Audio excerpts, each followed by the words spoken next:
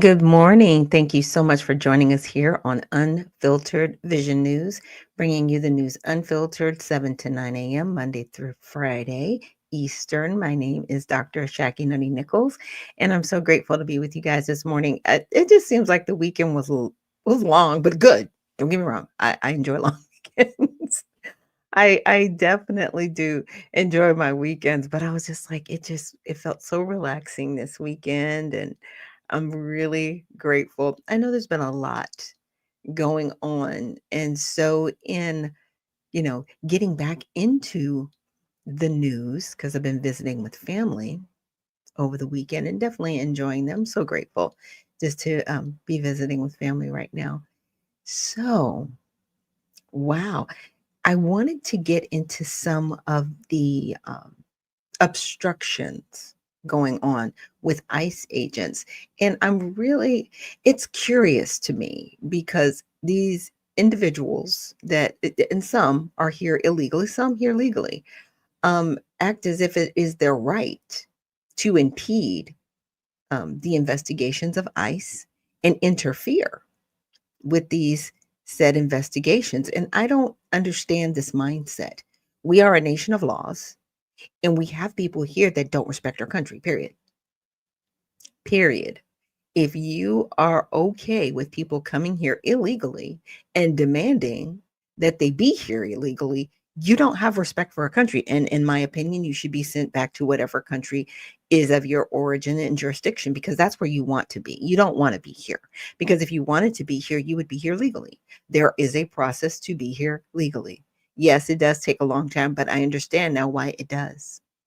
It takes a long time because people need to respect our laws. And there's a huge backlog of people to get here legally. Jumping the line does not make it any better.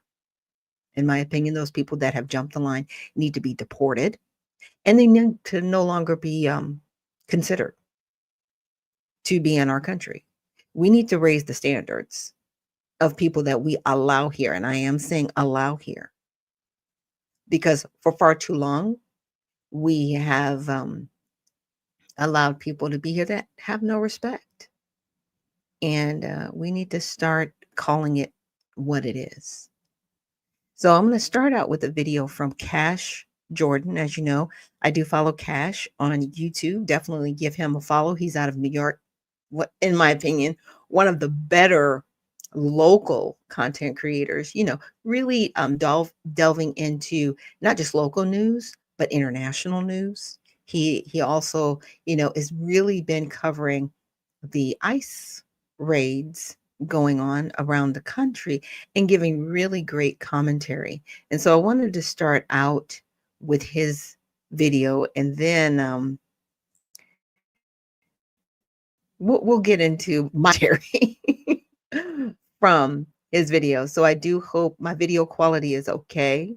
I do hope everything is going well for you guys this morning. And again, welcome to Unfiltered Vision News. Hope you guys had a great weekend.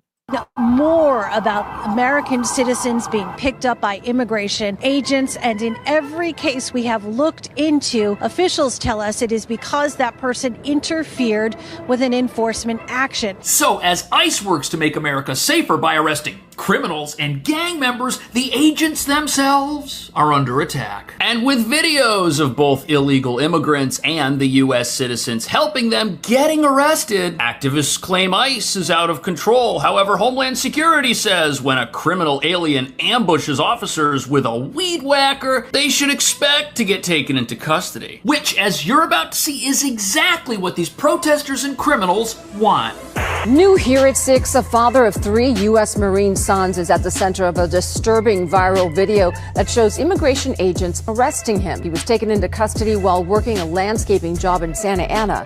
U.S. citizen! Those were the cries of Andrea Velez's sister and mother as they watched her being detained by who they assume were immigration agents, as a growing crowd of protesters is yelling. It makes us feel angry, it makes us feel sad, it makes us feel frustration. Just because of the color of our skin, they think that we're criminals. Okay, I'm going to stop it right there. Because when I heard this young lady say because of the color of our skin, no, it does not have to do with the color of your skin. It's about your status here in this country. And the fact that you're impeding agents federal agents from doing their job. That's why your father got arrested. He didn't get arrested because of his status. He didn't get arrested because of the color of his skin. He got arrested because he was impeding an investigation and an arrest. See, they want to conflate what they're doing with protesting because they think what they're doing, impeding with these ICE investigations, is protesting. That is what they truly believe. And it's going to get to the point where somebody's really going to get hurt. These ICE agents have been very nice to me, in my opinion. They have not broken any bones of anyone. No one's been shot, killed, dead. Okay. No one. Everybody has been treated pretty much with a lot of dignity and respect for people that are impeding with ICE agents.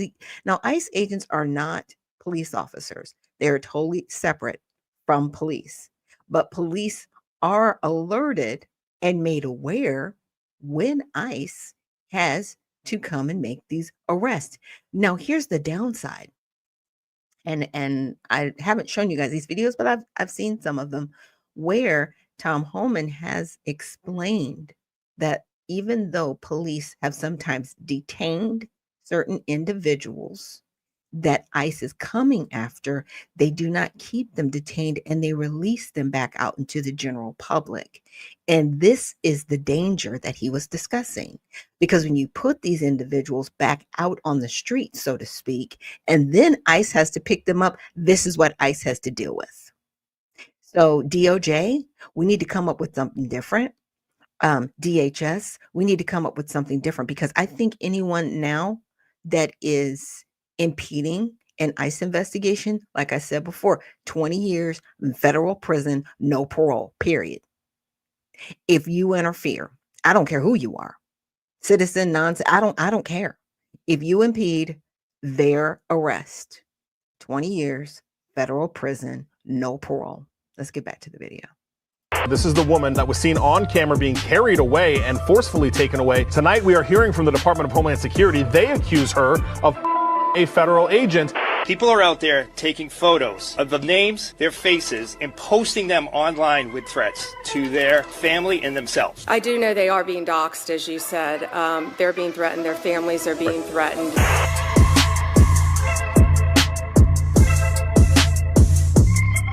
So one U.S. citizen arrested by ICE says it was worth it if it helped a criminal illegal alien escape. And what nobody's talking about is arrests like this right here have led to a fake news blitz, convincing people that ICE is out there going after U.S. citizens. And to the activists and rioters who've already decided ICE are a bunch of thugs deporting innocent people, headlines like Marine vet's wife detained by ICE just add fuel to the fire that is low information activism. And these activists aren't interested in watching these videos to learn that if a judge orders you removed from America, but you instead defy that order, marry a veteran, and have children, you can still be deported. And while these events could be used to educate people that nobody is above the law, they've got radical activists thinking our country has fallen apart. And it very well may.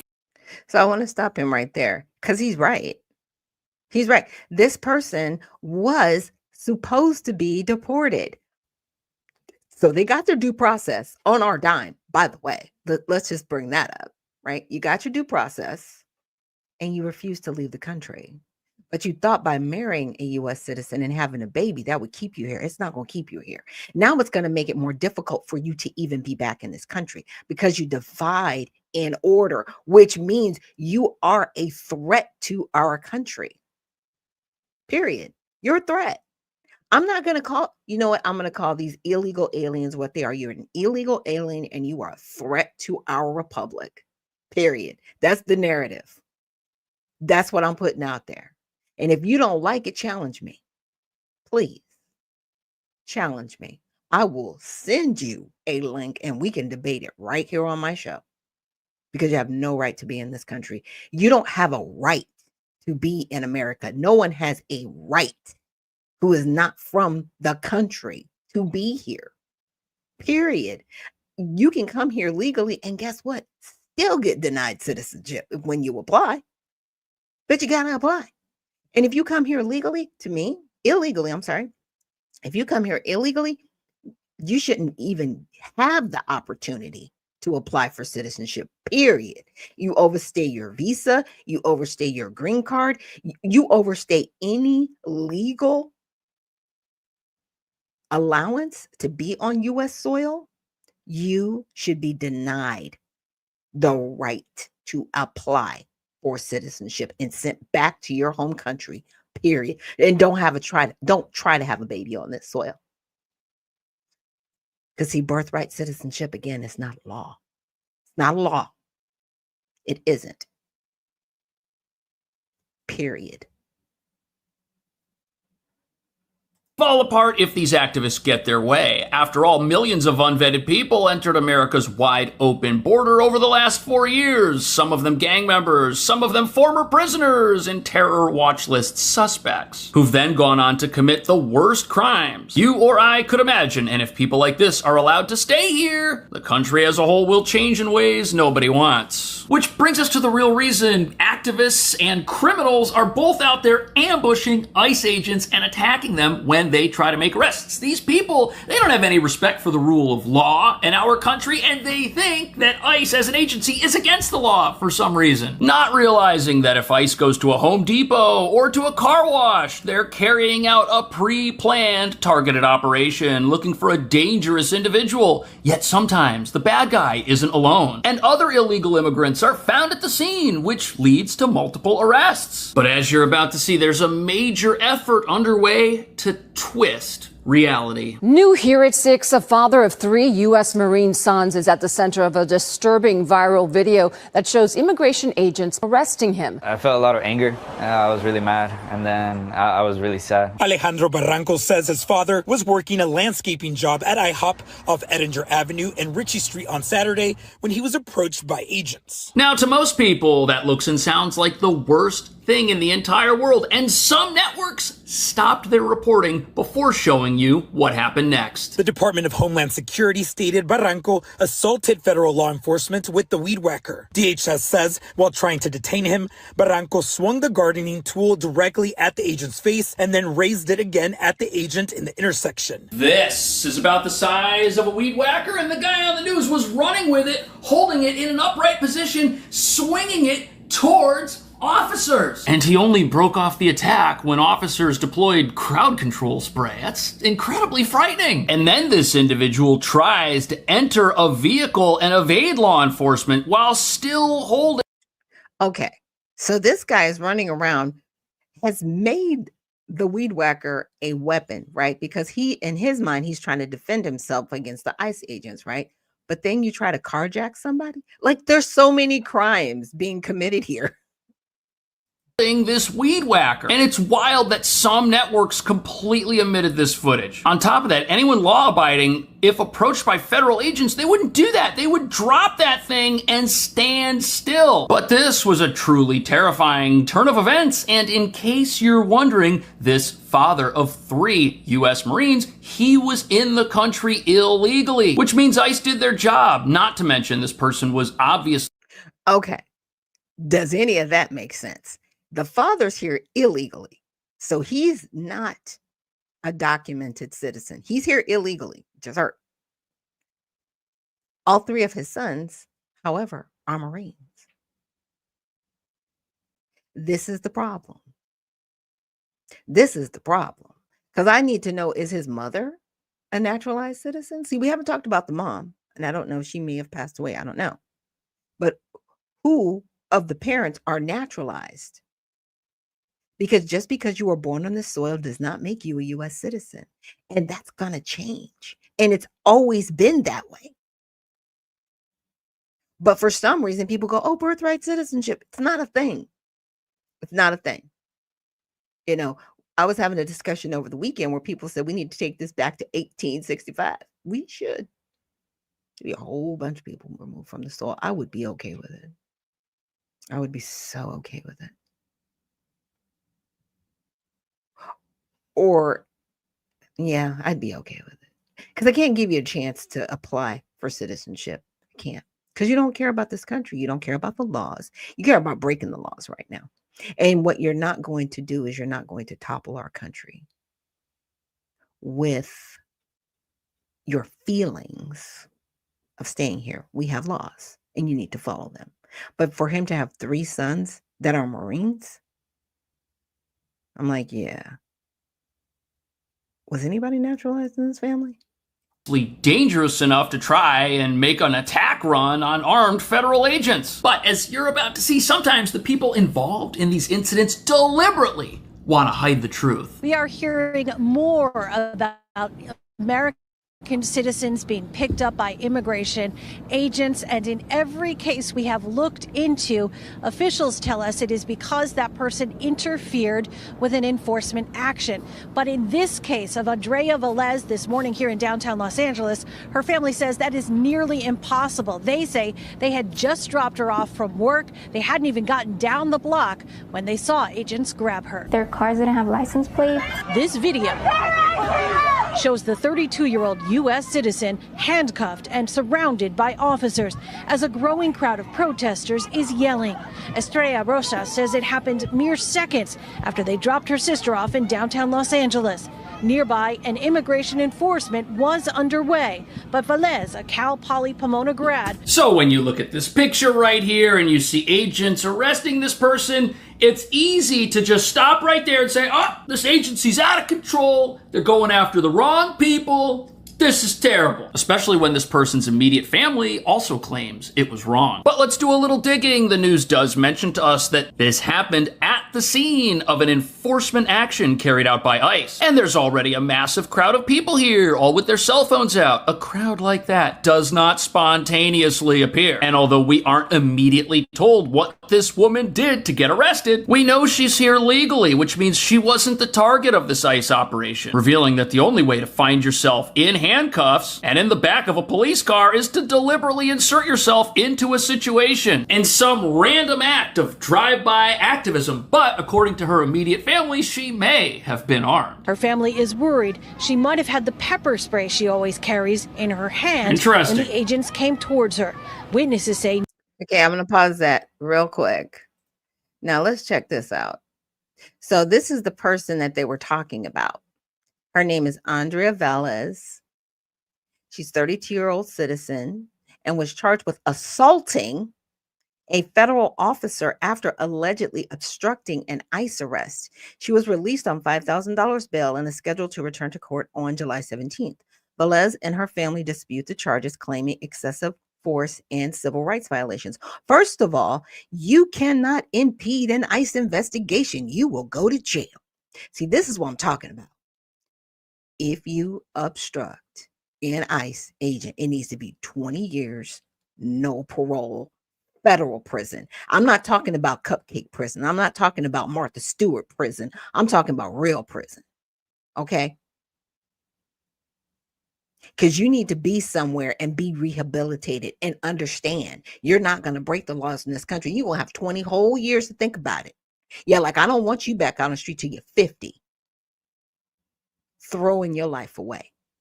Yeah, this little girl, because I have a child that's 32, that'll be 33 this year, by the way. So yes, I'm going to call her a little girl because that's what she is.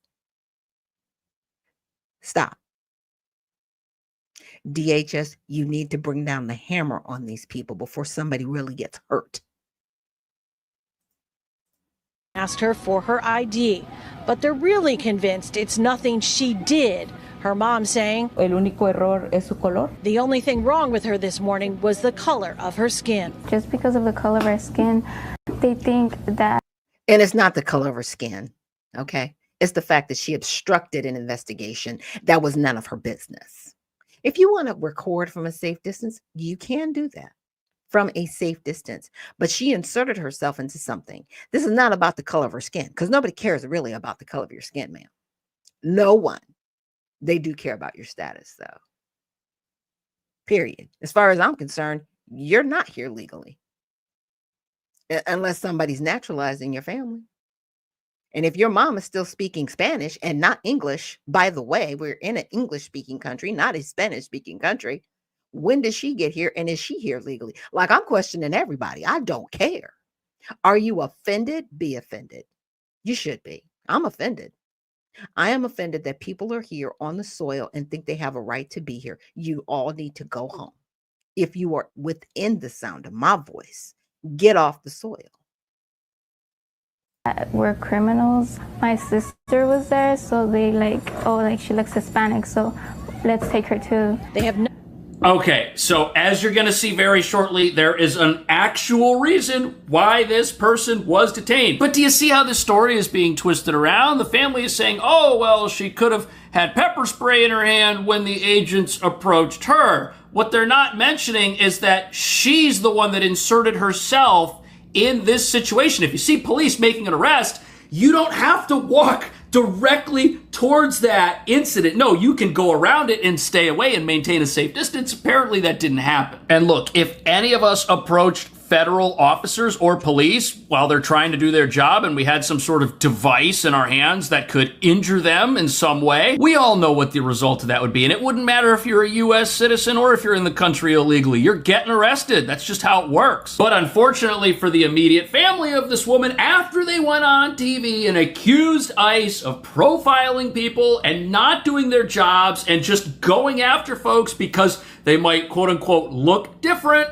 the truth comes out. We'll show you the video here. This is the woman that was seen on camera being carried away and forcefully taken away by those federal immigration agents. Now, up until just about a half an hour ago, we still had no idea what she was alleged to have done. Her attorney still had no idea what she was alleged to have done. Luis Carrillo is her attorney. He went to the federal detention center today to talk to her, wanted to bond her out, but said he didn't even know what she was being charged with in order to pay the bond. Tonight, we are hearing from the Department of Homeland Security. They accuse her of punching a federal agent and resisting or preventing rather those agents from conducting their operation. Again. So look at that. As it turns out, she was put in the back of a police car by federal agents because she assaulted those federal agents while they were trying to arrest somebody as part of a targeted enforcement operation. Now, does it really sound like she hasn't done anything to deserve getting arrested? Of course not. And this isn't even the fault of the news for spreading this narrative. This is the same network that covered the initial arrest. But activists are wasting no time twisting the truth, telling people that this counts as proof that ICE agents are out there taking away U.S. citizens and that no one in America is safe, and therefore we all need to join them in their insurgency, which might help explain why these crazy activists are showing up at ICE operations all over the country. Now I want to get to that other video that happened just before this video in the same location.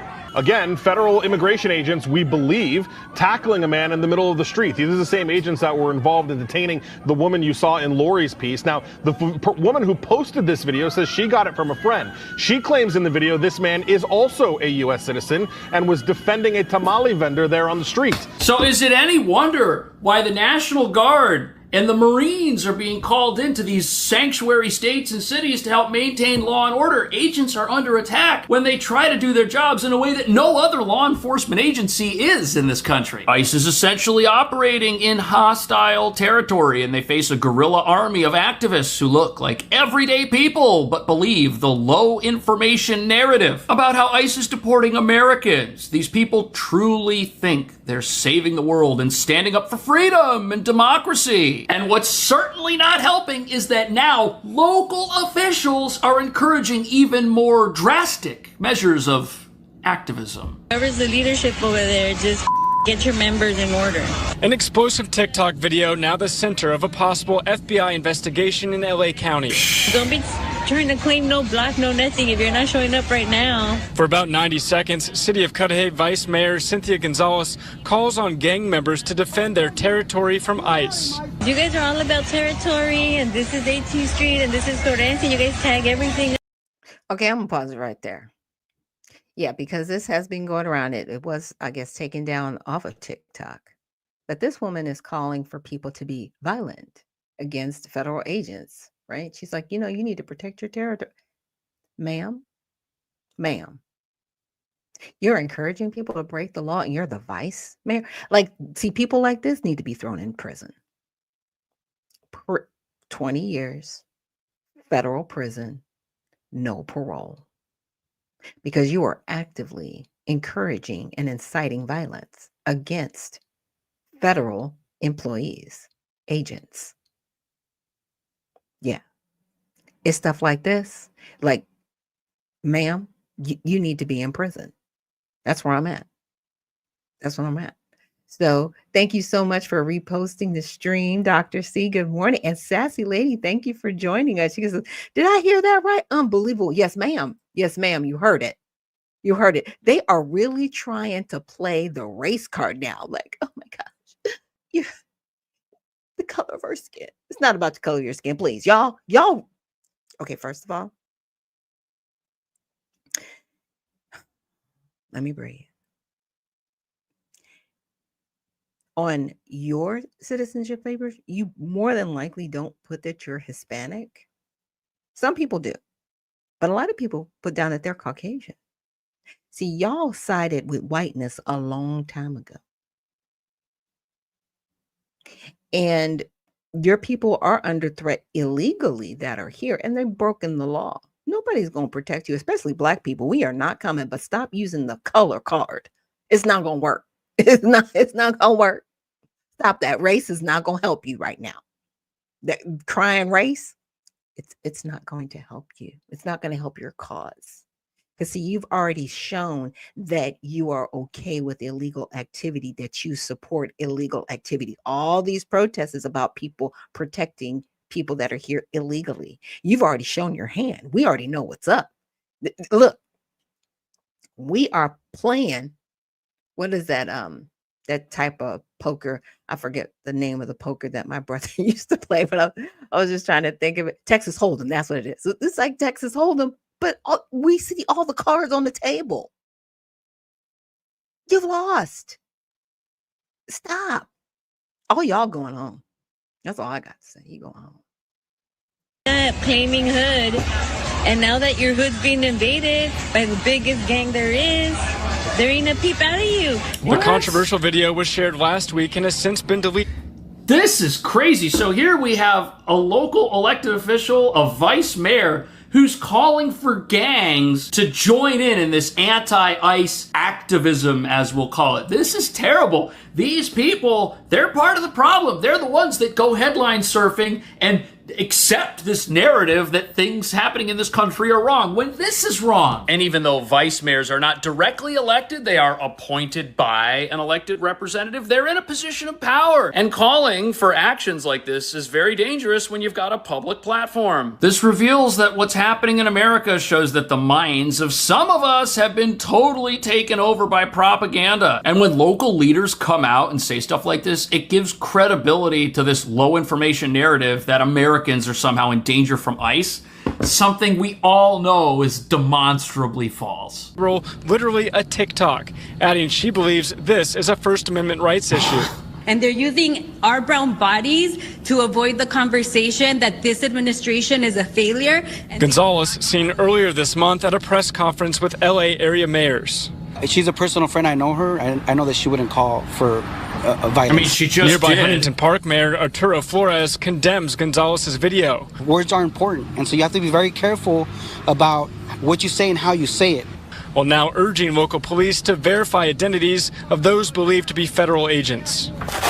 So now am I able to operate with impunity? So this guy right here, he says that, oh, this mayor, she didn't actually call for violence. And look at him. He obviously hates ICE. He doesn't like federal law enforcement. He doesn't think they're out there making the country safer. He's very upset that agents are out there doing their jobs. And look at this madness. You've got ICE agents being surrounded by protesters at their hotels. Can you imagine if these lunatics had the names and home addresses of these agents or their family members? If those were leaked online, they would be at their houses. They would be tracking their kids down at school. They'd be tracking down their wife at the grocery store. And for these people to say that this is some sort of First Amendment rights issue and that they're being persecuted for expressing their views, I mean, that is just ridiculous. And you've seen the video from beginning to end, Matthew. Is there...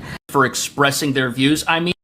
Okay, I got to stop this because it says, does anybody know any lawyers that work for the ACLU? Now, if you guys don't remember, the ACLU is one of those groups that actually supported the No Kings protest. They actually have on their website where you can call in an ICE raid, and they on their website tell people how to evade ICE. This is a terrorist organization, and they need to be deemed a terrorist organization because that is who they are. President Trump, if you're listening, they fall under this. DOJ, if you're listening, you need to investigate the ACLU, period. Period. They are supporting illegal activity and outright telling people how to evade a federal arrest, aiding and abetting. Says, I'm working with a lawyer currently, but also believe this is a First Amendment rights issue. It's not a First Amendment rights issue, ma'am, when you are inciting violence and telling people to be violent, because telling people, well, yeah, you need to protect your hood. No. When you say that, everybody knows that's code for be dangerous. That's code talk. We already get it. We know what you were saying and what you were alluding to and what you were inciting. That is not freedom of speech. Let's not get it twisted. Freedom of speech means saying, I think you're a jerk and I think you should, go back to where you came from. What I'm saying? You say that. It's not nice. It's not nice at all. But you can say that. That's freedom of speech. But when you go as far as telling people, hey, you need to take care of your territory, where are you at? Why aren't you taking these guys? That's incitement, ma'am. You're trying to incite violence, period. That's not First Amendment. Stop getting it twisted. That is just ridiculous. And you've seen the video from beginning to end, Matthew. Is there a really obvious threat? Is she calling for violence? For about 90 seconds, City of Cudahy Vice Mayor Cynthia Gonzalez calls on gang members to defend their territory from ICE. You guys are all about territory, and this is 18th Street, and this is Corrente. You guys tag everything up, claiming hood. And now that your hood's being invaded by the biggest gang there is, there ain't a peep out of you. Okay, I mean, if that's not a call for violence, I don't know what is. Gangs don't have round table civil discussions with tea and crumpets to work out their differences. Oh no, and she even refers to these gangs and how they mark their territory and how they quote unquote defend it. And now there's a new gang in town, which is the enemy, and oh, there's not a peep out of you. She's calling for gang on gang activity here. But what do you think? Should this person be in jail? What about the U.S. citizens that are out there attacking federal agents? Should they be arrested? It looks like they are getting arrested and charged with crimes. And what about this idea that ICE is fighting a battle against an insurrection of people who've been convinced into believing something that's not actually true? Let me know. Thank you so much for watching. I'll see you in the next video. We are hearing more about Cash is great. Like I said, follow him on YouTube. It's under Cash Jordan. You guys, this is so sad. But I wanted to read to you some of the other individuals. These are recent cases from ICE. So Francisco de Jesus Morales on May 2025, an undocumented man with no prior criminal record, was charged with assault after reportedly grabbing and twisting an ICE officer's testicles during a raid in Omaha, Nebraska. So he got close enough to this officer to physically assault him. What is going on? Which means ICE agents aren't shooting people. They aren't taking people down. They're not doing any of that stuff. And people are literally assaulting them. And that's battery, by the way. Assault is verbal. Oh, Bobby, thank you so much for reposting the stream. We've got another person, Marvin Alma Zepeda. And most of these people, they do not sound, their last name isn't Jones. Let me just say that. I'm going to leave it there.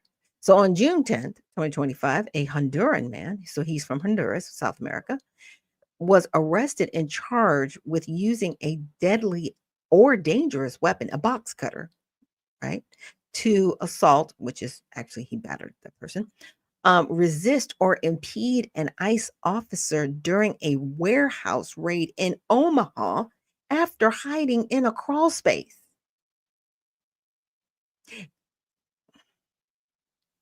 Martin Diaz April 29th, 2025, faced a possible 20-year prison sentence and a $250,000 fine for allegedly elbowing an ICE agent in the face.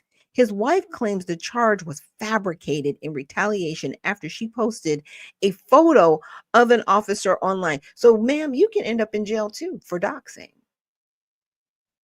That can happen.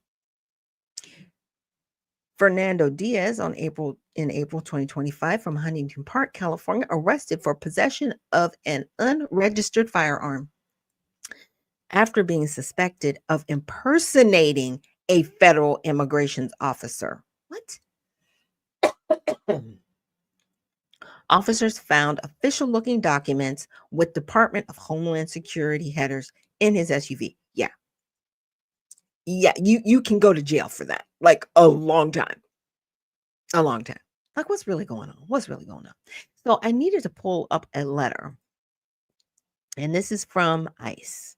It says, to the American public. So this is addressing us, like it's directly to us.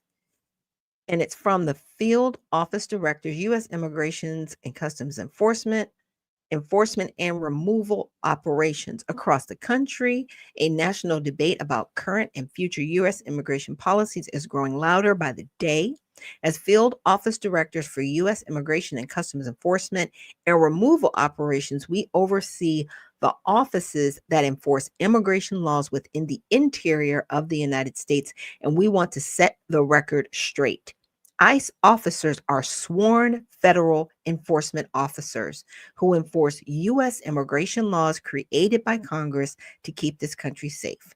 As such, it greatly concerns us when advocacy groups, citizens, and politicians share and support incorrect or misleading information about our mission that is a vital part of national security and public safety.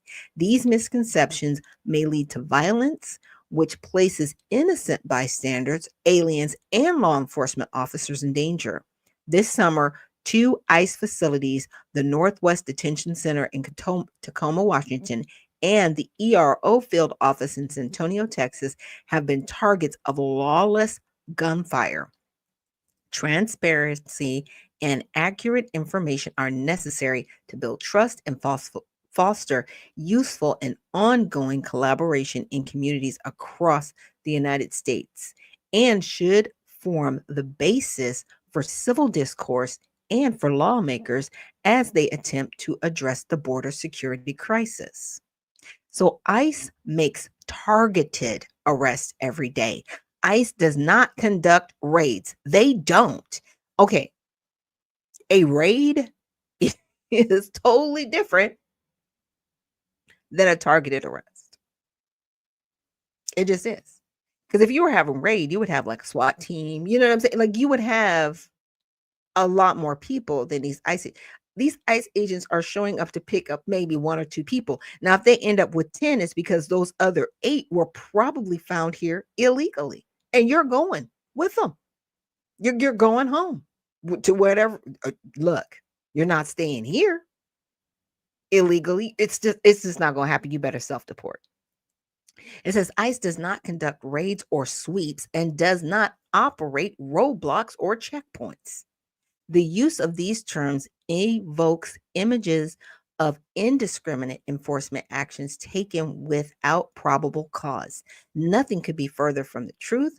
ICE enforces its limited resources first and foremost by targeting those who pose the greatest threat to public safety and border security. Our officers make arrests every single day. ICE does not target aliens indiscriminately. The agency conducts investigation and gathers intelligence on specific individuals and targets them for immigration enforcement based solely on their violations of federal law. I'll stop there, because what's happened is a lot of these people have gotten their due process and they've been ordered to leave the country and they've refused to leave. ICE is just removing them doing their job.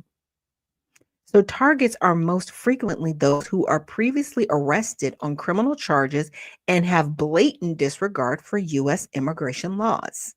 The agency's arrest statistics clearly reflect this. Nationally, approximately 90% of all people arrested by ICE fiscal year 2019 either had a criminal conviction, a pending criminal charge, and had illegally re entered the United States after being previously removed, a felony charge, or were an immigration fugitive subject to a judge's final order of removal. So these people have been ordered to be removed, and they're refusing to leave. Nobody's supporting this. This is why Trump is in office. Nobody's supporting this. Are you for real? Stop it.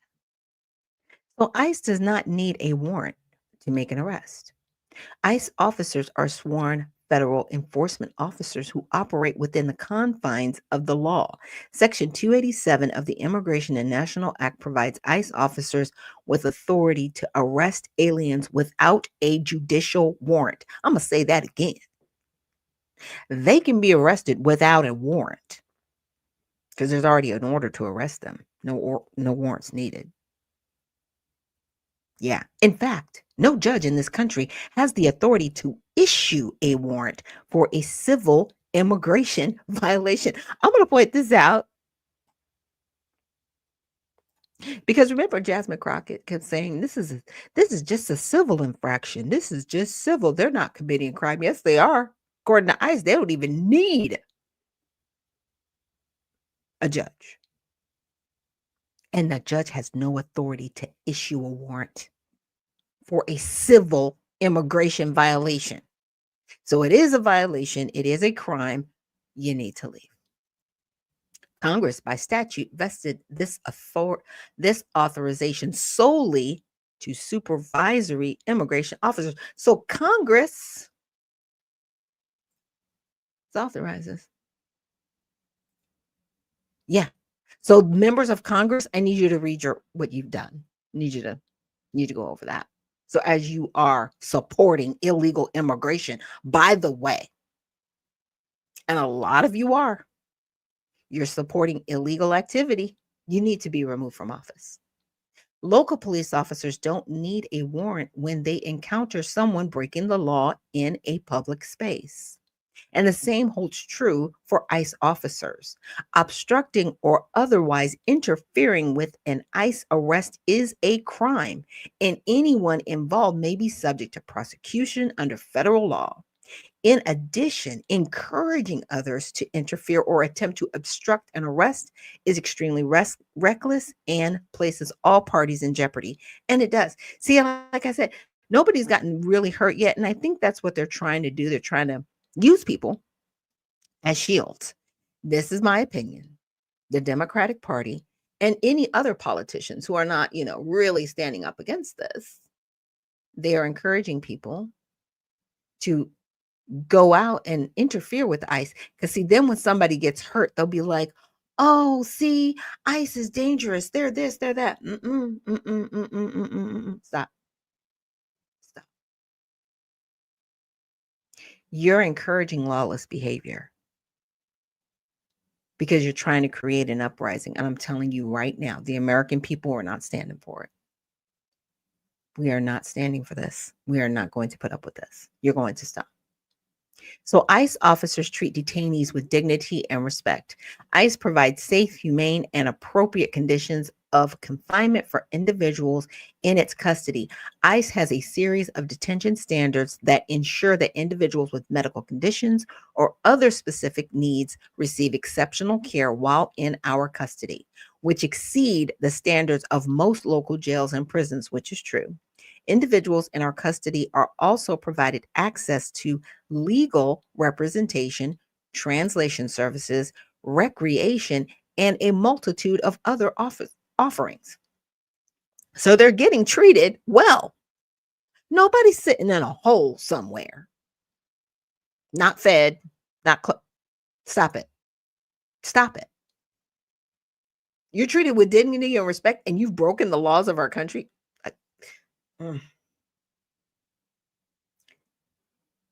Yeah, they're being treated with dignity and respect. So ICE officers are aware of the real and emotional impact of immigration enforcement. The immediate and extreme impact of immigration enforcement action has on an individual and their family is not lost on our offices. These ICE officers and their families live and shop as well as attend schools and places of worship in the same communities, casting aspiration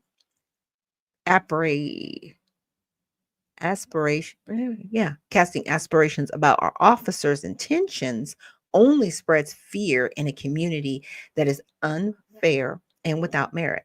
Our officers do their jobs professionally, humanely, and treat those they encounter with dignity and respect.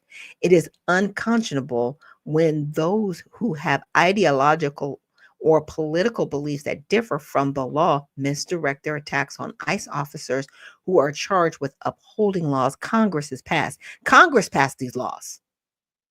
Congress, to those listening in the back row. We know that immigration enforcement is an extremely paralyzing issue, but we ask the American people to understand that federal laws we enforce today are the same ones that have been law for decades, and they have. Our mission remains consistent: to identify, arrest, and remove aliens who present a danger to national security or are a risk to public safety, as well as those who enter the country illegally or otherwise undermine the integrity of our immigration laws and our border control efforts. We want the American public to know the truth, but also to understand how critical cooperation among ICE, local officials, and the community is an indispensable component to promote public safety and national security. So here's my thing. The individuals that are out there supporting illegal activity, law-abiding American citizens don't support you, period. We do not support you, ever. If you have broken the law and you were here illegally, you need to self-deport, period. And if you don't self-deport and you get deported, you should not be allowed to come back to this country. And if you come back again, obviously, there are processes. That's why we have ICE. Nobody is supporting illegal activity. Nobody is supporting illegal immigration that are law-abiding citizens. Now that calls into question what I just said. If you are a law-abiding citizen, why in the world would you support illegal activity? That's the bigger question. The law isn't something that's convenient. The law is the law. That's why we have it. And if we don't have the law, it's going to dismantle our government. Is that what people are trying to do? Because see, that's what I think people are trying to do, is dismantle our government. The country that everybody, kills themselves to get to. You're trying to destroy it? You leave. You need to leave. You need to get off the soil. I'm going to take a quick break. And when we come back, there are a couple other videos. I probably won't play them out in full detail. I'll probably, cruise through some of them to finish making my point on illegal immigration. And then we're going to look at the candidate in the mayoral race. And of course, we're going to get to all sides as we continue this Monday recap. But again, thank you so much for joining us here on Unfiltered Vision News, and we will see you on the other side.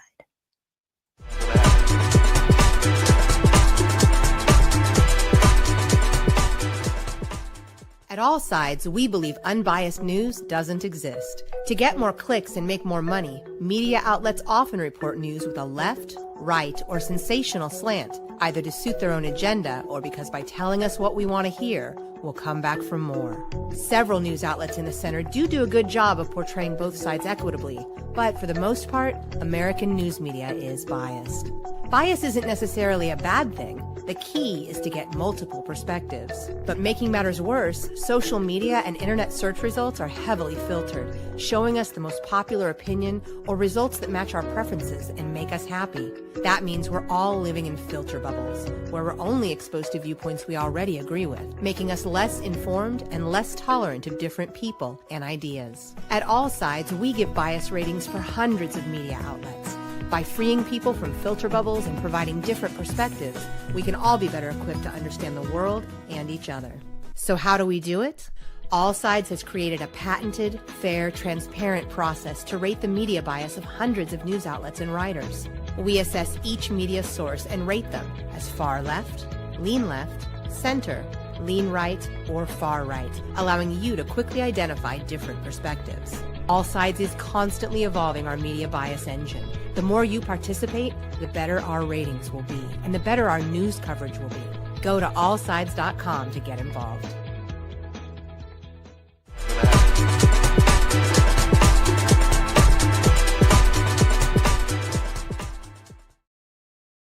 And we are back. Thank you so much for joining us here on Unfiltered Vision News, bringing you the news unfiltered Monday through Friday, 7 to 9 a.m. Eastern. My name is Dr. Ashaki Noni Nichols, and I will be your host.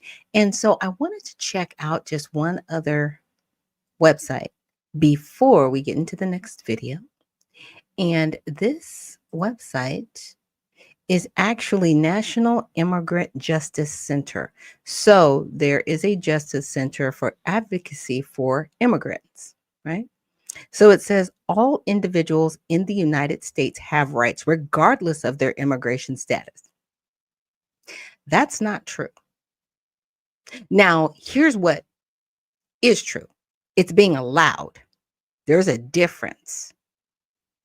You don't have a right to be here in this country ever. That's why we have visas. That's why we have green cards. If everybody had the right to be here, we wouldn't have any immigration laws. What would be the point? You sound dumb. You sound dumb. You sound crazy. You sound crazy when you say something like that.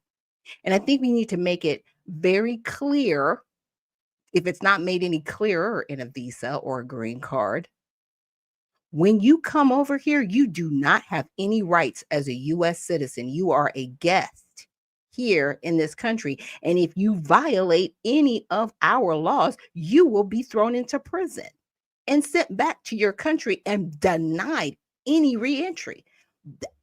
How much more clear do we need to make it, you guys? We need to make it clear. But see, it's rhetoric like this where people think they can, they can just yoke up and say it with their whole chest. Well, I have a right to be here. No, you don't. No, you don't. And you need to go back to your country of origin because you have no respect for our country, period. And no one wants you here. If you don't want to be here, speak English and follow the laws, you can go back to your home country. And I don't care who you are. And I don't care if you're offended. I'm offended that you think you can come over here and break the laws of this country, period. You need to go home now. Now, the following information can help you protect yourself and your family and defend your rights. You don't have any rights if you're not a U.S. citizen. I'm just making that clear. But this is what they're telling people. This is why people feel so emboldened to defy our immigration officers. It's because of rhetoric like this. And they call this free speech. It's not free speech. You are misleading people. You are inciting violence, and you are putting people at risk. Period.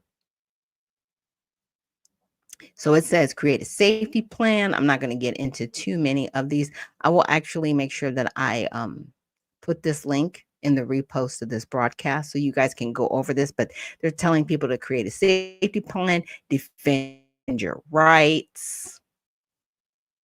If you need support. Yeah. So places like this, even though, my whole thing is like, if you're here legally, right, and you need assistance legally, that's fine. But they're telling people here, regardless of your status, you have rights. And that's not true. And people are finding that out painfully, that it's not true. because they're being misled. And this is the biggest problem that we are having all over this country, that people are being misled. So we're going to get into the next video. And this is from, no, this isn't from Kingdom Reacts. Who's this from? I got a couple of them. Let me play it. Double check. Oh yeah, this is MSNBC. Welcome back. A stunning. Now this is the mayor. So yeah, we're going to get into the mayor of New York. He's not the mayor yet. He is the picked candidate for the Democratic Party. And I just wanted you guys to hear part of his interview on MSNBC. Political upset this week in the race to lead America's biggest city. 33-year-old Democratic Socialist and New York State Assemblyman Zohran Mamdani is poised to win the Democratic primary for New York City, beating out former Governor Andrew Cuomo. He's now set to head to the general election, but his likely primary win is already sending shockwaves through the Democratic Party. And joining me now is Zohran Mamdani. Mr. Mamdani, welcome to Meet the Press. Thank you so much. It's such a pleasure to be here. Thank you for being here. We really appreciate it. There is so much to discuss. We have to start with your remarkable victory in the primary for mayor. You're 33 years old. As I just said, you started out at close to 0% in the polls, Mr. Mamdani. You came back to topple one of the biggest names in New York politics, Andrew Cuomo. What was the secret to your success? Do you think it was your message? Do you think that voters were voting against Andrew Cuomo? A little bit of both? How do you see it? I think ultimately it was the focus on the fact that we live in the most expensive city in the United States of America. It's also the wealthiest city in the wealthiest country in the history of the world, and yet 1 in 4 New Yorkers are living in poverty, and the rest are seemingly trapped in a state of anxiety. And what we've seen is that this is a city that needs to be affordable for the people who build it every day. Our focus was on exactly that, and by keeping that focus on an economic agenda, we showed New Yorkers that this could be more than just a museum of what once was. It could be a living, breathing testament to possibility. Well, let me ask you about what I was just discussing with Senator Chris Murphy. The fact that you have leaders Schumer, leaders Hakeem Jeffrey, who wrote very nice things about your victory, said you'd won a very strong campaign, have not endorsed you. Congresswoman Alexandria Ocasio-Cortez has endorsed you. Do you think the Democratic establishment is afraid of you? I think that people are catching up to this election. This is an election that went against so much of the analysis that had been told about our party and where we needed to head to. And ultimately, what we're showing is that by putting working people first, by returning to the roots of the Democratic Party, we actually have a path out of this moment where we're facing authoritarianism in Washington, D.C.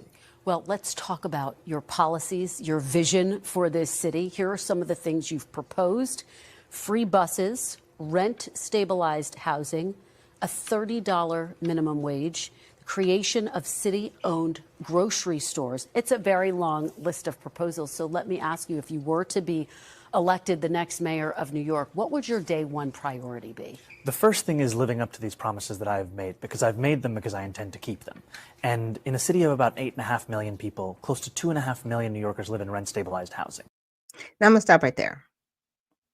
Now, this has been a democratically run city for decades.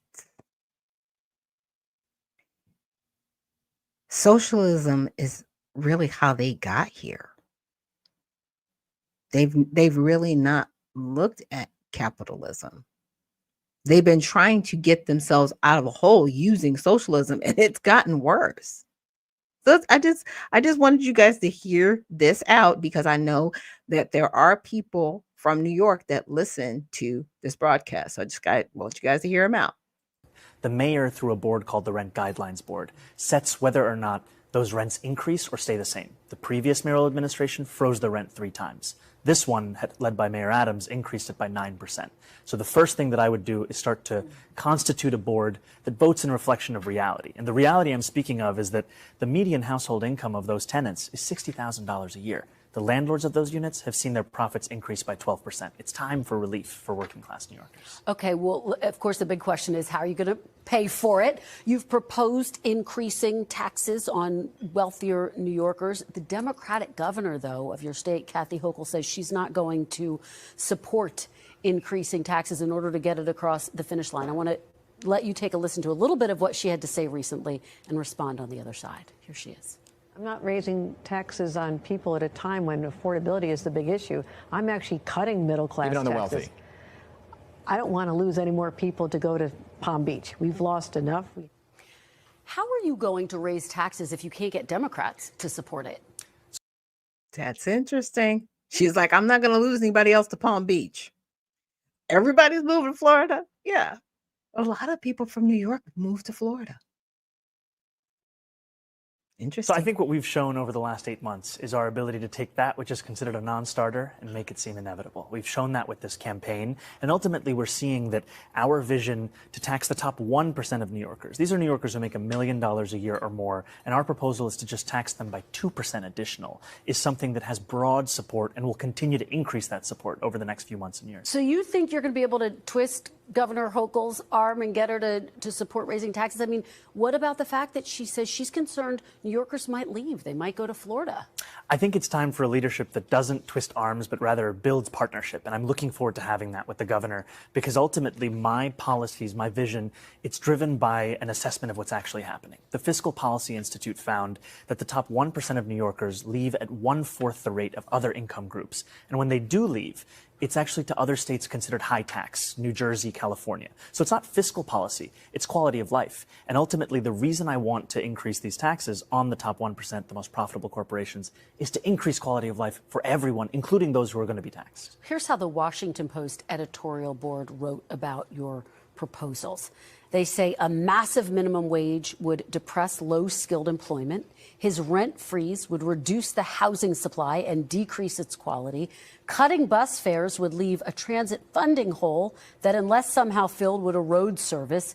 Meanwhile, the grocery business operates on thin margins, and his plan for city-run stores would probably lead to fewer options, poor service, and shortages. Mr. Mamdani, are your proposals going to hurt the very people you're trying to help? Not at all. There have been many in editorial board who have had concerns, and what we've shown is that more than 400,000 New Yorkers are excited about this vision. And the reason they're excited about it is one that is in line with the scale of the crisis in this city. I mean, we are talking about our tax base growing smaller and smaller each day, with New Yorkers leaving to New Jersey, to Pennsylvania, to Connecticut. If we do not meet this moment, we will lose this city. And our proposals are ones that are thought out. They are ones that are also clearly going to be funded by these revenue streams. I'll give you an example. When we talk about grocery stores, I've put forward a proposal for a pilot of one grocery store in each borough. These are 5 grocery stores that would cost $60 million in a city budget of more than $113 billion. And ultimately, the reason that we are so excited by them is we've seen that they've worked in Kansas. We've seen that when a feasibility study was done in Chicago, it was shown to be something that was not only feasible, but pressing and urgent in an urban setting. And finally, it costs less than half of what the city's already set to spend on subsidizing corporate supermarkets without any guarantee of cheaper prices, any guarantee of collective bargaining agreements, or that they accept SNAP or WIC. Well, you take me to my next question about grocery stores. Some executives, including one of the top grocery stores owners, billionaires, threatening to shut down his supermarket in the city. John Catsimatidis, who runs Gristedes grocery chain, you're probably very familiar with him. He said this on Election Day, quote, "If the city of New York is going socialist, I will definitely close or sell or move or franchise the Gristedes locations." In order to run New York City successfully as mayor, do you not need the support of a billionaire businessman like John Catsimatidis? I don't know if I need his support specifically, but I want to make clear that my vision for this city is a vision for every single New Yorker, including business leaders across the city.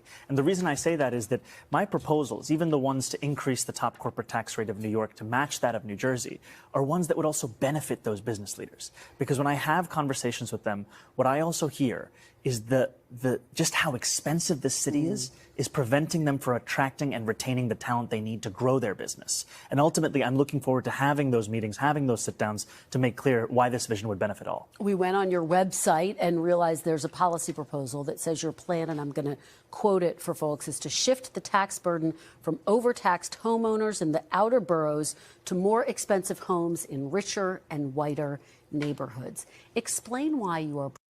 Okay. I had to stop because I'm like, wow. Wow, wow. That's a lot.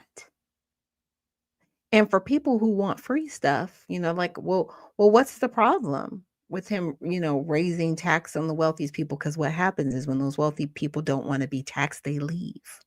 And along with them, they take the revenue. These grocery stores are partially working because they're relying on federal funding. By the way, he keeps saying, oh yeah, we can do without SNAP or WIC, sir. You're going to use federal funding for these stores. And what you don't see is you're going to be losing billions of dollars because see, under the Trump administration and what they're putting into law right now is they're going to eliminate these sanctuary cities. So unless you're going to raise taxes on people to afford what you're talking about, this isn't a conversation. You're going to have to raise taxes and say you're going to raise it on which richer, whiter people. Caucasian people. I know y'all not gonna put up with this. Y'all already upset. But he's coming after y'all. Interestingly enough, I've never seen too many people from other countries that aren't black, right? Even the black ones, they don't identify as black. They don't identify as what their ethnicity. They identify with whiteness. So who are you coming after? I'm just saying, people that look like him don't identify as blacks. They typically identify as white. So you're going after your own, and you're going after, Caucasian people as well. Interesting. I'm just saying, I'm gonna have to stop it. I will post the rest of the video because I want to get into a video that I found that included Jamal Bowman. And I'm going to have to give this credit to Kingdom Reacts. I couldn't find this video with Jamal Bowman that he found. I was just like, I can't find it. So I'm giving credit to Kingdom Reacts. Thank you for capturing this video. But let's hear what Jamal Bowman has to say about this particular mayoral candidate. Jamal Bowman. Quickly, do you think the Democratic Party is going to learn some lessons from this race? I hope so. They got to. Everyone should get on board and endorse Zoran right now because our party, our approval numbers are 20-something%. We're on life support. We allowed Trump back in the office again, and our democracy is on the precipice of falling apart. The Democratic Party has to save American democracy, and leaning into Zoran and others. First of all, we have a republic. We do not have a democracy, and this is the problem with individuals like him, Mr. Bowman in particular, supporting socialism, like straight socialism. He already said the Democratic Party is on life support, but this is why you're on life support, sir. Wake up. People in America don't want this, and they're really speaking out against it, but y'all are not listening. You're truly not listening. Who are stars in our party. We got a bunch of stars right here in New York. Chia Saig, Tiffany Caban, AOC, on and on and on. Uplift them. We have to bridge the gap, the generational divide. That's happening in the party between the older, more establishment, and the younger. We have to bridge that gap to save our country. Quickly, do you think Save the Democratic Party... democracy, huh? Nah. What they really mean is save the scam. Back the radicals, protect these illegals, and fight ICE. Yeah, attack border security. Not only that, push policies that hurt the very citizens who voted them in. This is the new Democratic Party. Full send. And Zoran, he's not waiting. Okay. So thank you again for that clip provided by Kingdom Reacts. And I have here from Dr. C. She says, how in the F did sanctuary cities come into existence? We definitely didn't vote for them. You didn't vote for them. But the way they came into existence, if during the, I want to say the 2020 election, they started talking about flooding the border, right? Surging the border, sorry, not flooding, surging the border. How Biden says you need to surge the border. You know, America says, bring your young and you're hungry and do these things. Sanctuary cities actually came into existence under replacement migration. This is something that I've been talking about, kind of screaming from the rooftops, mainly because it only lists about what, like 12 countries, 10 or 12 countries to take in the world's hungry. Okay. These sanctuary cities are just that. They are a part of an agenda of replacement migration. They are part of an agenda to actually topple countries' government. If you look at Germany, if you look at France, if you look at the Netherlands, if you look at Sweden, England, these countries are predominantly Muslim run. And they brought people from predominant Muslim countries to overrun them because they were initially the sanctuary cities. And now it's here in the United States. And it's where you have people that are here illegally that drain the resources from US citizens until they completely topple the government. That's what this is. It's how it started. We have the opportunity to stop it. And no one voted for it because it's more so what the United Nations had us sign up for.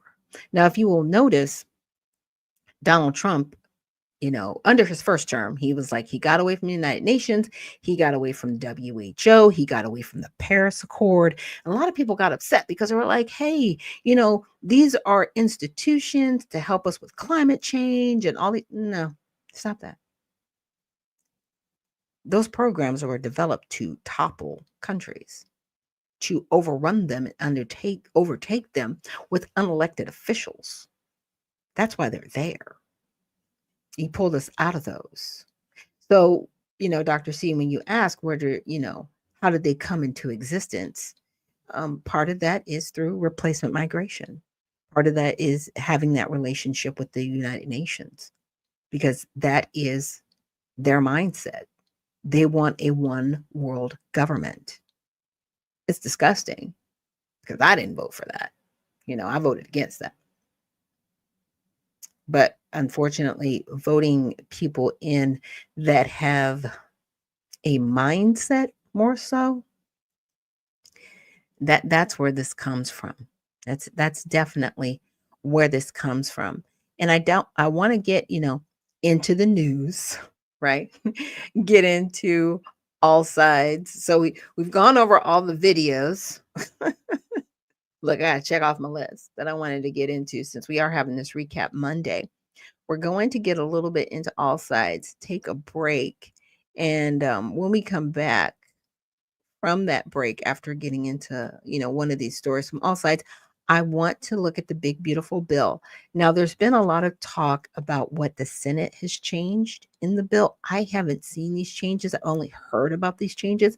But what I did want to do is go over what at least was passed in the House that we keep hearing about, the rhetoric that we keep hearing about, because there are people, they don't want to see ICE funded, and they don't want to see people that are here illegally taken off of resources.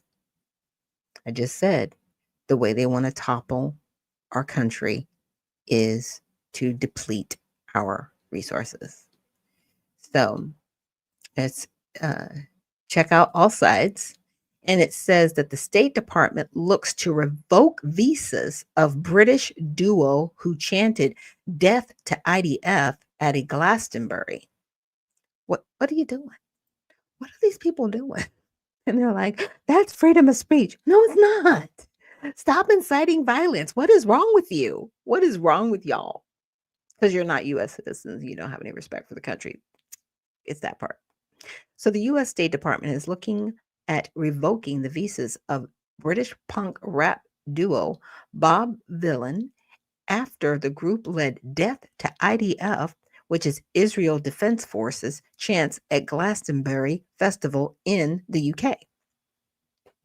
You gonna live here, you gonna go there, act crazy. Look, stop. The duo's weekend performance at Glastonbury drew widespread criticism, including the British Prime Minister Keir Starmer, who described the chant as appalling hate speech. British police are reportedly investigating the group as well. So, key quotes. A State Department official told the Daily Wire, which is right biased, that it is already looking at revocation of their visas ahead of their U.S. tour this fall. And as a reminder, under the Trump administration, the U.S. government will not issue visas to any foreigner who supports terrorists. Like, what is wrong with you? Okay. Newsflash to entertainers. Just entertain people. Stop dipping your toe into politics. It's not your lane. But if it's a lane you want to be in, then be in politics, not in entertainment. I understand you got a platform. I understand you want to share your thoughts and views. Stop. Stop. Stop. The duo consists of singer Pascal Robinson Foster and a drummer who go by their stage names Bobby Villain and Bobby. Oh, they just spell Bobby different. Bobby Villain and Bobby Villain. One's BBY and one's BBIE, respectively. According to British publication The Standard, the two go by pseudonyms to protect themselves from what they describe as a surveillance state. The duo opened its Glastonbury performance with its 2021 song, I Heard You Want Your Country Back, accompanied by a backdrop that read, This country was built on the backs of immigrants. Okay. Whew. And people wonder why they're getting their visas revoked. Oh, my goodness. The Daily Wire and the Telegraph, that lean right, referred to the band as a rap duo, while BBC Center and Rolling Stone Left referred to it as a punk duo. Fox on the right and CNN that leans left referred to it as both. Rolling Stone framed its coverage through Pascal Robinson's defiant response to the controversy. Daily Wire noted that legendary singer-songwriter Bob Dylan is Jewish. I just find it fascinating. They're like, yeah, those are their pseudonyms, so you're just telling all their business. We know those aren't your names now. And this is what happens when you step into a realm that's not yours. I'm not saying be quiet and sing. I'm just saying be an artist. Politics and artistry, I know why they tried to combine them, because artists do have a platform and they have influence and people listen to them and hear them. If you are going to use your influence, be very measured and careful how you use it, because it can come back to bite you. Just saying. Just saying. You gotta be careful with what you are doing. So, let's see. Left and right media split on federal government's preparedness for hurricane season. Everybody's always gonna have an opinion about hurricane season. Happens every year. I'm just gonna leave it where it is. But what I did want to get into when we come back from this break are the potential implications of the Supreme Court's decision to restrict lower courts' power. This was actually really big that happened over the weekend. So let's take a quick break. And when we come back, we will definitely get into that. Thank you again so much for joining us here on Unfiltered Vision News, and we'll see you on the other side.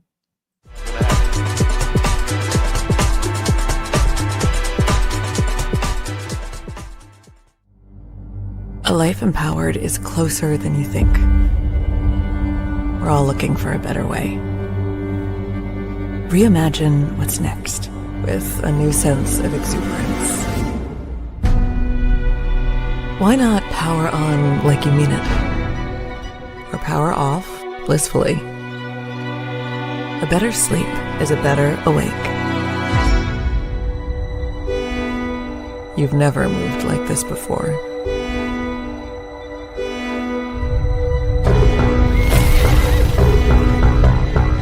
With the energy nature intended. Imagine reprogramming the way you look at the speed of science.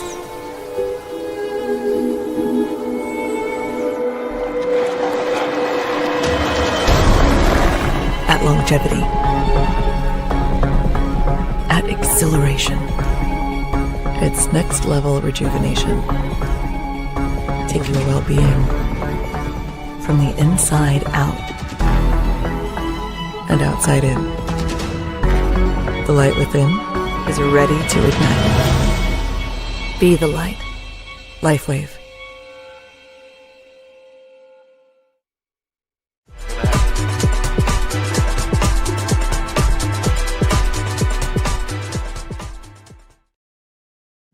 And we are back. Thank you so much for joining us here on Unfiltered Vision News, bringing you the news unfiltered Monday through Friday, 7 to 9 a.m. Eastern.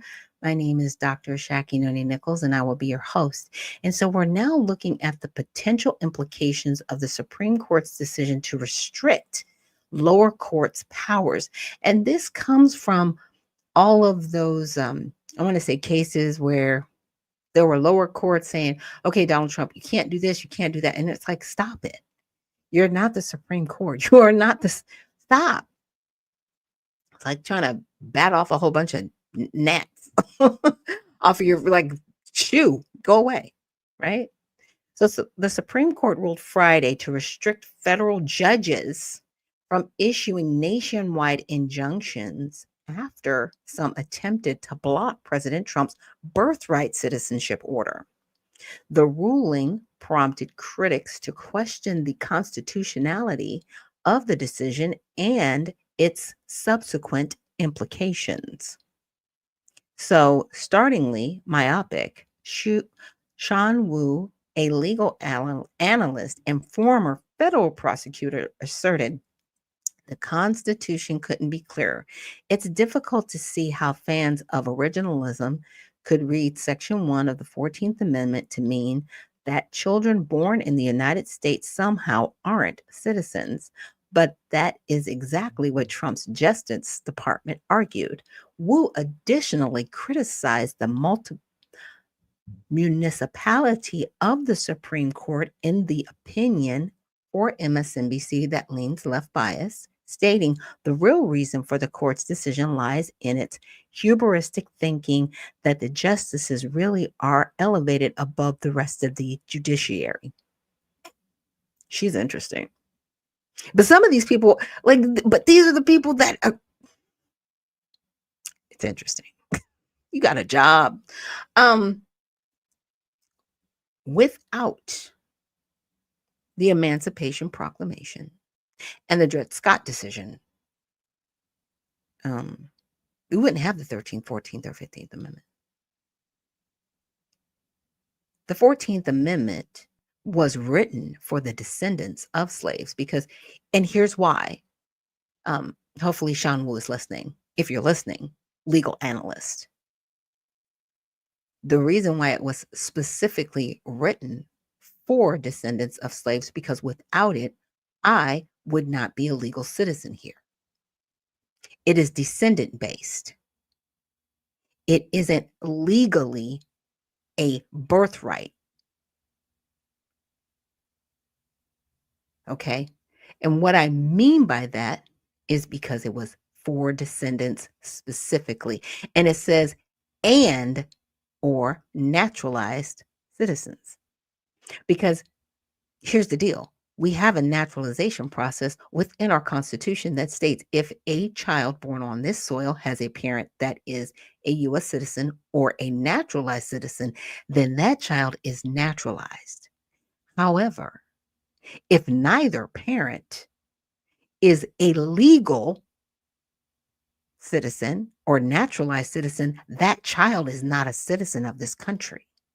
Now, a lot of people will want to go back to a case where it was decided with two parents that were residents of San Francisco and their child that was born here, neither one of them was a citizen of the country, nor were they naturalized. The Supreme Court got it wrong and actually gave that person, through this case, citizenship, which is illegal because only Congress can do that. And Congress never did. Because actually it would take a ratification of the Constitution to do this. We haven't had it done. The 13th, 14th, 15th Amendment. The 14th Amendment is for the descendants of slaves specifically. It does not apply to every person born on the soil. Because unless you're naturalized, and that means one of your parents has to be naturalized, right? Or a citizen, according to the naturalization clause, you're not a citizen here. And I know a lot of people might want to freak out like, oh my gosh, so what does that mean? That means that you are not here legally. That's what that means. That's what that means. You don't have a standing. That's what that means.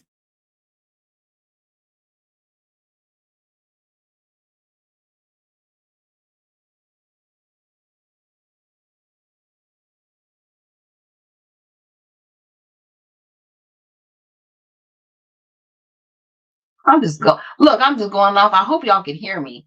It was really good. Like I was cooking completely. So I hope everybody heard me. Oh, Sean from AI, thank you so much for reposting this stream. I hope you guys heard me. I looked down. I was like, what happened? I'm not sure why my computer keeps kind of glitching and turning off like that. I'll make sure I fix that. But yeah, we've got Houston, we have a problem to communicate. Y'all are not of this soil, and you're going to stop. So again, the 14th Amendment was written for the descendants of slaves so that, in fact, we are legal here. Because without it, we're not. We were made whole through the 14th Amendment. And you can't just be born here and hide under the 14th Amendment. It wasn't written for you.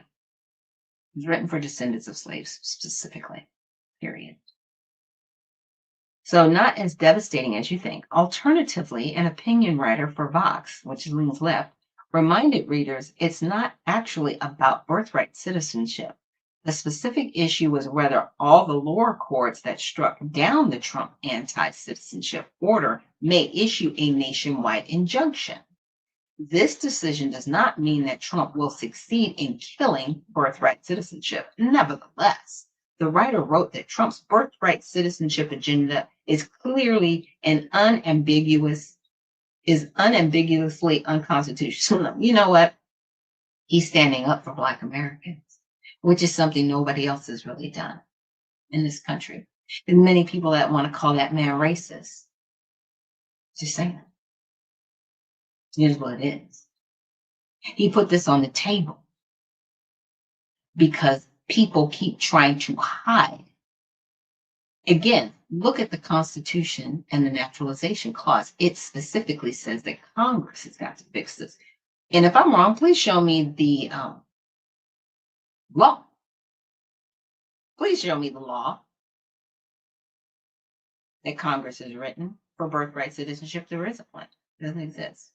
All they've done is like they did Roe v. Wade, and they wrote policy off of a dissenting opinion. That's wrong, by the way, and is unconstitutional. The 14th Amendment is specifically for the descendants of slaves, of which I am. I can trace my family back all the way to the, maybe even prior to the 1700s. I stopped at the 1700s. I probably can go back to the 1600s. But yeah, I am a descendant. That 14th Amendment was written for me and my children, and my children's children, and in perpetuity, theirs. It's not written for anybody but the descendants of chattel slavery. And if you are not a descendant of chattel slavery, and if you are not naturalized like one of your parents, you don't have a right to the 14th Amendment. Period. And if I hurt your feelings saying that, oh well. A welcome start on nationwide injunctions. The National Review editorial board, that's right, framed the ruling as a step in the right direction. The writers wrote, "This is a good start, but it does not solve the problem.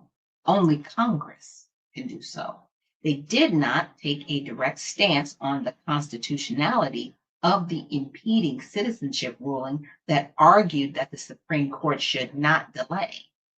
If it answers that question in a way that the American people think imprudent, that's why we still have our own lawmaking power to amend the Constitution. Yeah, and that would take a ratification of states, roughly 37. So, yeah, ladies and gentlemen, it's interesting. Very, very interesting. I'm grateful that Donald Trump put this on, because now they have to answer.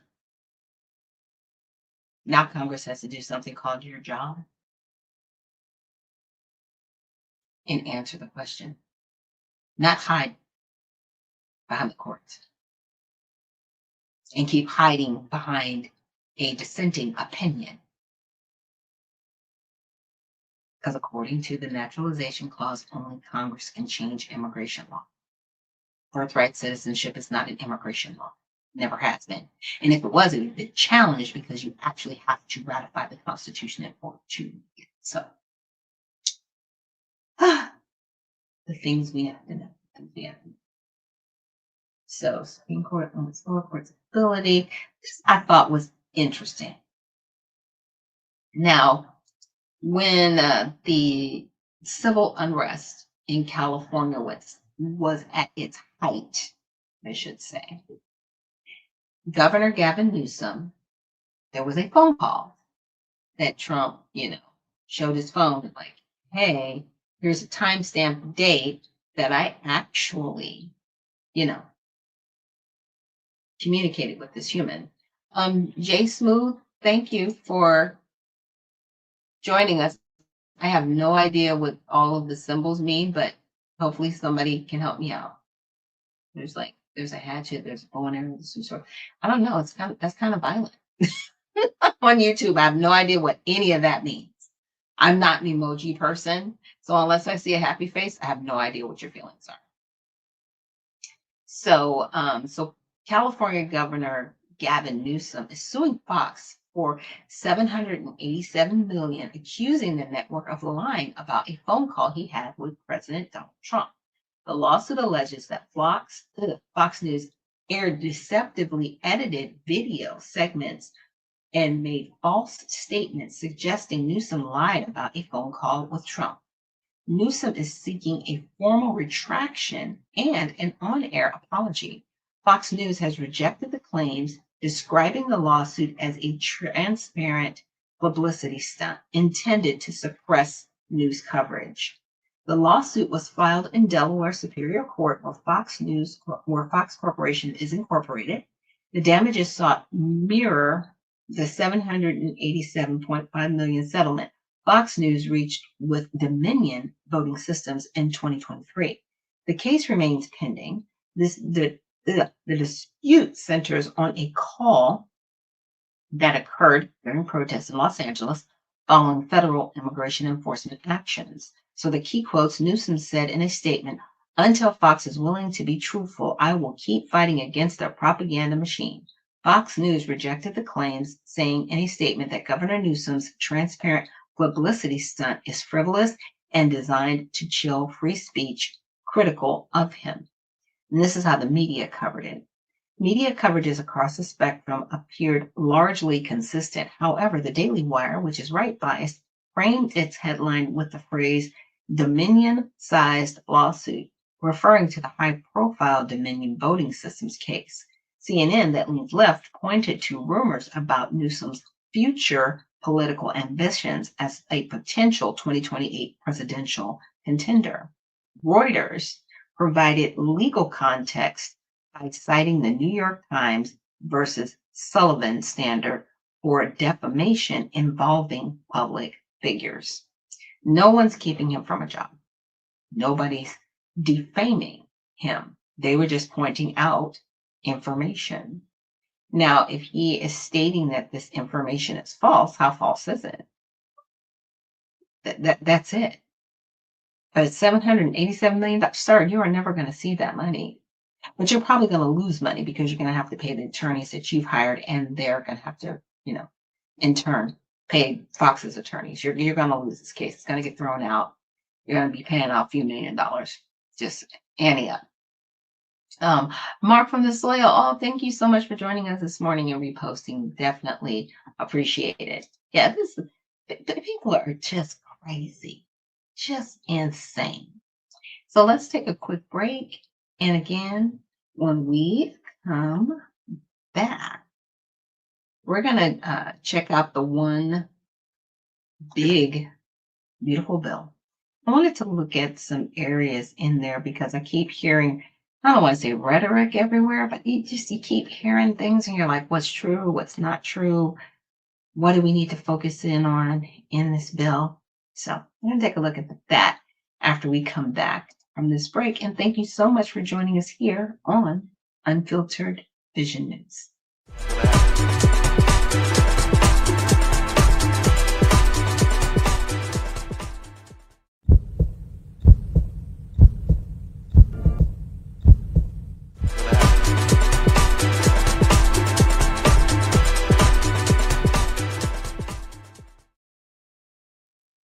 And thank you so much for joining us back here on Unfiltered Vision News, bringing you the news unfiltered Monday through Friday, 7 to 9 a.m. Eastern. My name is Dr. Ashaki Noni Nichols, and I will be your host. And I wanted to thank Brock for reposting the stream. Thank you so much, Unc. And I wanted to look at something before we get into the big, beautiful bill. And I don't know if many of you guys have seen this or followed it, but it says oil prices drop on OPEC and cease fire. So oil prices have experienced significant declines recently due to the combination of factors, including decisions by OPEC and the optimism surrounding a ceasefire between Israel and Iran. On May 5th, 2025, OPEC decided to accelerate its output hikes, increasing production by 411,000 barrels per day in June, which contributed to fears of rising global supply amidst uncertain demand prospects. This decision was followed by a notable drop in oil prices, with U.S. crude oil futures falling about 2% to close at the lowest in 4 years. So, further contributing to the decline in oil prices was the announcement of the ceasefire between Israel and Iran. On June 24, 2025, U.S. President Donald Trump declared a ceasefire between the two countries and led to a sharp drop in oil prices as the market reacted positively to the reduction in Middle East supply risk. Brent crude, the international benchmark, fell just over 6% on June 24th. Following a more than 7% drop the previous day, marking its biggest one-day decline in almost 3 years. West Texas Intermediate crude, the U.S. benchmark, also fell more than 6% to $64.37 per barrel on June 24th. The ceasefire, although fragile, has led to oil prices dropping below $70, settling at around $67 to $68 per barrel, which is lower than the levels seen before the conflict began nearly 2 weeks ago. Analysts suggest that as long as the ceasefire holds, oil prices could remain under $70 per barrel mark, given the current market dynamics, and the easing of geopolitical tensions. However, there remains uncertainty regarding the stability of the ceasefire and the potential for renewed conflict, which could quickly reverse the current trend in oil prices. Additionally, the market is also keeping a close eye on OPEC and its future decisions regarding production levels, as any further increases could continue to put downward pressure on oil prices. And that just leads me to, saying here in America, we do have some of the what they call sweet crude, and we need to get more into our energy independence and not being dependent on other sources for our crude oil that we eventually turn into natural gas, and also looking still at different sources of gas that we can use within our cars. I know with electric cars, yeah, there is electricity, but unfortunately it does weigh heavily on the electrical grid. And so we need to look at different energy sources as we do have an increase in usage, especially here in the United States. But I wanted to show you that because I really haven't seen a lot of stories talking about the lowering of gas prices. And as I was just, going through my notes and research, I was like, I just want to share with you guys that, gas prices should be going down. Now, depending on where you are, obviously, around the country, you might see them go up. But if they do go up, I would look at the taxes in your state, because this is how states actually do make their money off of gas in the state. Because you always think, well, I used to think like, okay, this gas station like Shell is making a lot of money. Well, Shell does make some money off of the gas. They actually have the convenience stores to make some other money, but the state also makes their cut. So definitely look at your state taxes when it comes to your fueling taxes. You might be a little surprised at what you see. So what we're going to get into last is the big, beautiful bill that everybody's talking about. Oh, thank you, April, for joining the stream and reposting. Definitely appreciate you. So I want to talk about this big, beautiful bill. Now, I've been watching a lot of videos, but apparently Amy Klobuchar, and she actually ran for president, I want to say in 2020. Yeah, she was in the cycle where Biden was running. She recently was on the Senate floor and she was talking about Medicaid cuts and, how, cuts would affect her father. I'm like, okay, this coming from somebody who, if they never ran again, is going to be living off of our dime as taxpayers as a pension, right? For being a senator. Stop it. But anyway, a lot of people keep talking about the Medicaid cuts. And I'm like, okay, let's read. Let's get into it, right? Let's get into the Medicaid portion of this. So they want a moratorium on implementation of ruling relating to eligibility and enrollment in Medicare savings programs. So they want to basically put a halt to people enrolling in the savings and Medicare program. Okay. They want to put a moratorium on implementing the rule relating to eligibility and enrollment Medicaid, CHIP, and the basic health program. Okay, they want to ensure appropriate address verification under the Medicaid and CHIP programs. They want to modifying certain state requirements for ensuring deceased individuals do not remain enrolled, which you would think, right? If you're no longer with us, you should not be enrolled. Medicaid provider screening requirements. Okay, additional Medicaid provider screening requirements. Removing good faith waiver for payment reduction related to certain erroneous excessive payments under Medicaid, which can happen. I mean, technically Medicaid only pays about like 33% of the bill, but sometimes in order to make up their money, they might order 3 blood draws, or, you know what I'm saying? Things that are excessive. And they used to have a good faith waiver, but it's been abused. So I can see them removing that. Got it. Increasing frequency of eligibility determinations for certain individuals, revising home equity limit for determining eligibility for long-term care services under the Medicaid program. Okay. Prohibiting federal financial participation under Medicaid and CHIP for individuals without verified citizenship, nationality, or satisfactory immigration status. Okay, so here, right here, this is where some people are hot and heavy, right? This is where they're hot and heavy. I'm gonna read this one again. This is section 44110 of the Big Beautiful Bill. It's prohibiting federal financial participation under Medicaid and CHIP for individuals without verified citizenship, nationality, or satisfactory immigration status. Basically, if we don't know if you're here legally, you're not going to get services. Oh, bam. That's what we're talking about. As we should. As we should.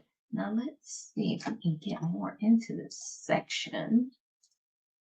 Find that, because that's something that I really want to see. All right.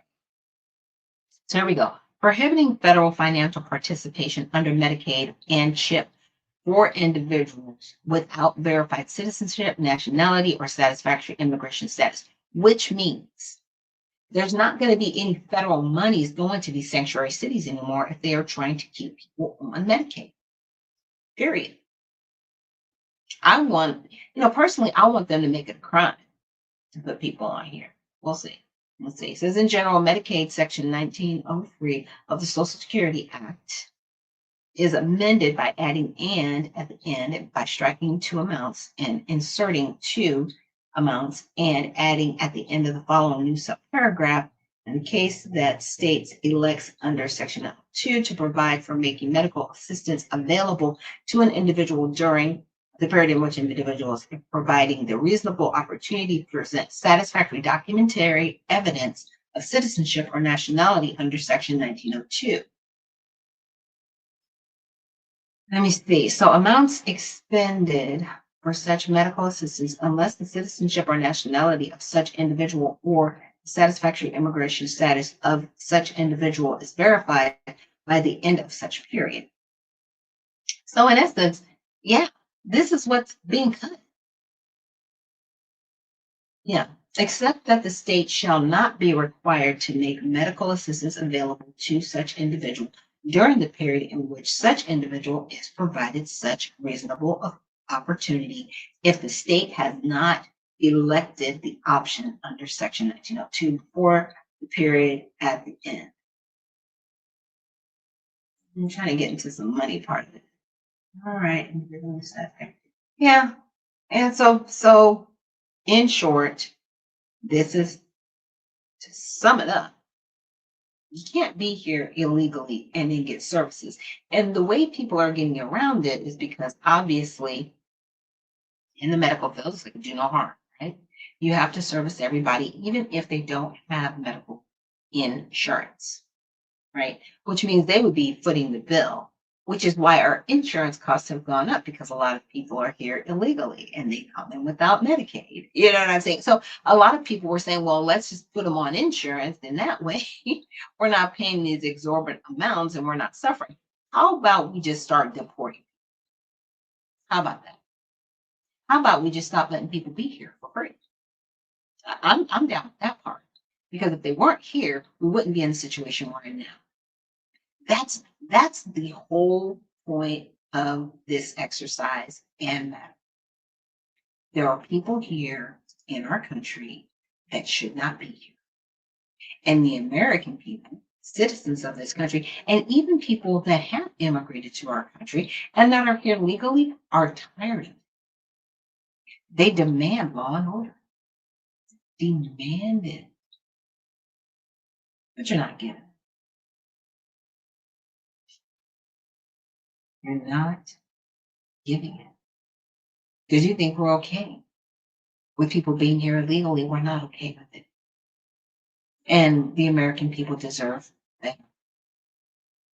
And that's why people voted in Donald Trump. If you want to know.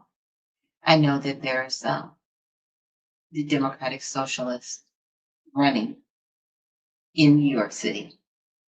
And yeah, he does have a lead. I really don't think he's going to win. I think, the Democratic Party is going to have to wake up. People don't support these views and agendas. They do not want this. Now, there's a certain segment of the population that does want it because they want to dismantle our government and topple it, and they want us looking like these third world countries around here. It's not going to happen. This is the greatest. We're dysfunctional. I'm not saying we're not dysfunctional. But if it was not a great country, you wouldn't be here. The sad part is they're trying to destroy it. And the American people aren't going to do it. So with that, we will see you guys tomorrow. I'm debating whether I'm going to go past tomorrow because, I want to be on vacation too. I know it's like I'm always on vacation. Well, it's summertime. Like, what? But yeah, so after tomorrow, I'll determine, how much longer I'm going to be on the air this week. I'm definitely not going to, I may not be on Friday, but we'll see. But Unc is saying undocumented immigrants do pay taxes, contributing significantly to federal, state, and local revenues. In 2022, they paid estimated $96.7 billion in taxes, including $59.4 billion to federal government and $37.3 billion to state and local government. That's great. They're still here illegally. You pay all the taxes you want to. It does not negate the fact that you're breaking the law. It does not negate the fact that you are destroying this country. Pay all you want. Some of that money should be going to make sure you're here legal. Someone says we need into all unethical practices by this government, and this is one of them. Okay, I'm trying to understand that. Are you saying we need to end all unethical practices? I would read it that way. And this is one of them. Yeah. And I'm not saying that undocumented people may not pay taxes. They may as well be paying taxes, but it does not negate the fact that they're here illegally. I'm straight across the board. Do it the right way. Because doing it the wrong way isn't helping anybody. It's eroding the whole process. Unc says we need to look into all these unethical practices in government. Yes, we do. But that's why people need to run for office. And again, get off the couch. Check out USARedemptionParty.com. That's USARedemptionParty.com, of which I am the founder of that party, because we need candidates running all over this country at the local, state, and federal levels. Because we can get this done, but it's just a matter of, are we going to stand up and get it done? And thank you so much for joining me here on Unfiltered Vision News. I will see you guys tomorrow. And have a great Monday. We'll see you soon.